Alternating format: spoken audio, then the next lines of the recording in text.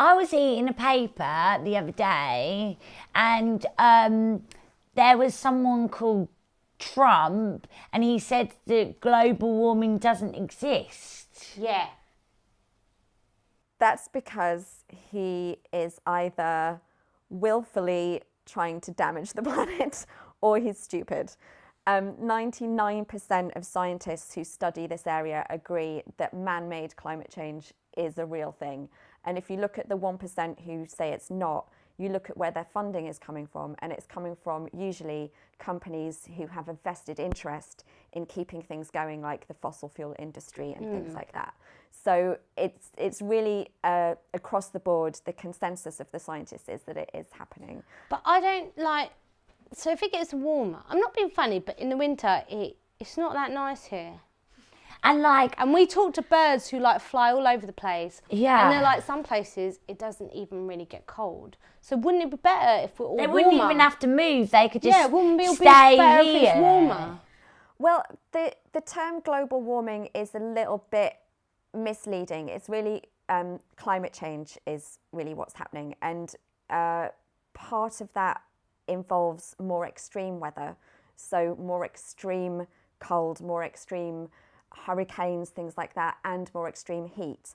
And that sort of disruption to what we're used to has a knock-on effect on things like being able to grow the food that we need to survive, because certain foods grow in certain temperatures and certain weather. And at the moment, we can roughly predict this kind of food is going to grow in this country at this time of year. But as the weather becomes more disrupted, we're not necessarily going to be able to grow the food we need to be able to survive.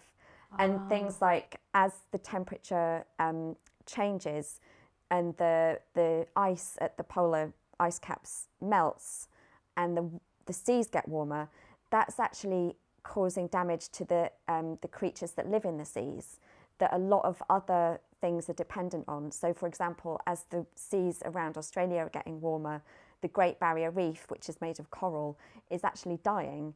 And there's lots of fish that rely on the coral to live. So those fish are then dying. And then the bigger fish are then dying because they can't eat the smaller fish. And there's whole ecosystems that are going to be collapsing because of the effect that human activities are having on the planet. And that then is going to affect us, because if there's not enough food, humans can't survive.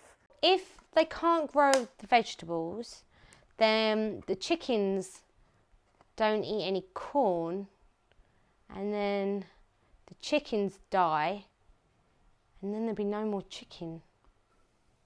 And if there's no carrots, then there won't be any more rabbits. If there's no food, there won't be no more any of us. So what, like, why don't the government just ban plastic? Yeah, just say no more. I think that's a good question. I think we're going to have to go through Theresa May's bins. Show us what. Yeah.